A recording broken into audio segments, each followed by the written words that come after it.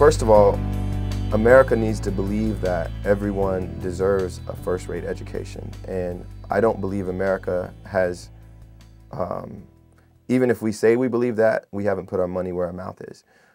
We have drastic funding inequities in certain areas where, you know, a poor school district gets the shorter end of the stick when it comes to education funding and resources. We don't pay teachers enough in general. We don't treat teachers as though they're an important profession.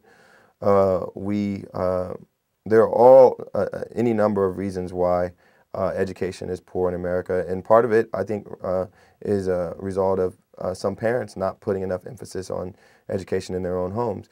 I grew up in a family where education was hyper important.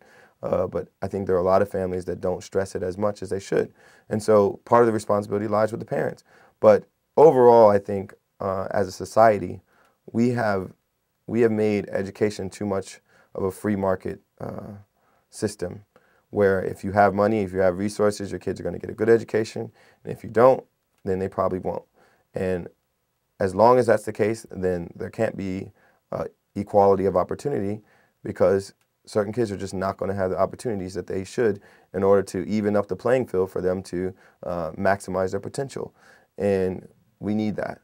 And then there's so many factors, I think, that play into it. And in the black community, especially with black men, I think there's a certain level of despair, nihilism, that they don't have the belief that education is going to pay off for them. And I think there's enough of that that encourages them to find other ways to make money. And crime often ends up being one of those ways.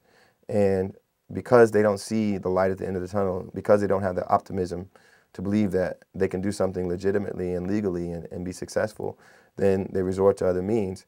And the drug trade and all these things that certain young men get caught up in, a lot of it is a result of unemployment, despair, and just a lack of optimism in their communities. And I think education will go a long way toward helping address that, but there's a myriad number of cultural issues that we have to deal with as well. And part of it just starts within the families, stressing education, stressing the importance of having parents and extended family that support and care for the family and care for our young people, and all those things are important.